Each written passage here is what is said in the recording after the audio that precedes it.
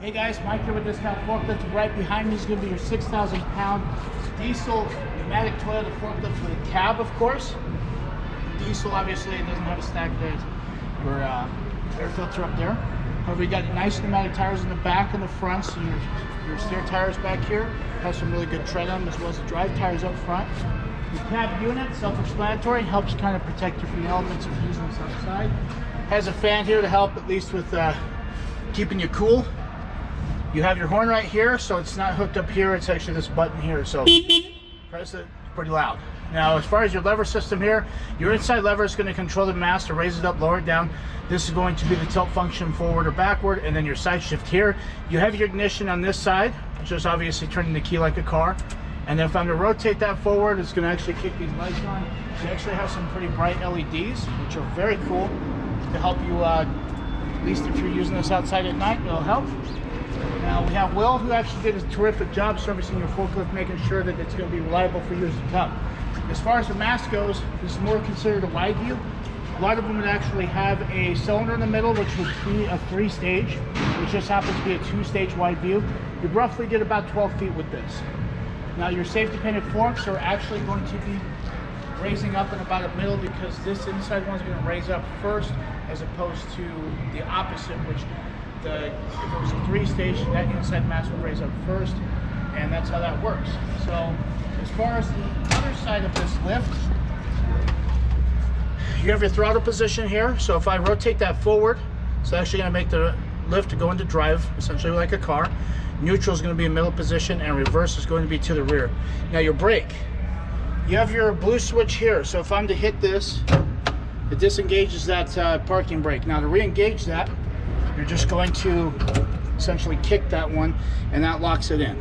You have your neutral pedal here, so that way you're able to engage the hydraulics and while giving it some gas, as opposed to just having to put it in neutral and putting the brake on so that we can use it. So it's just a very easy way to do it. But I'm going to jump in this. I'm going to have the cab doors closed, but I'm going to show you guys what it does.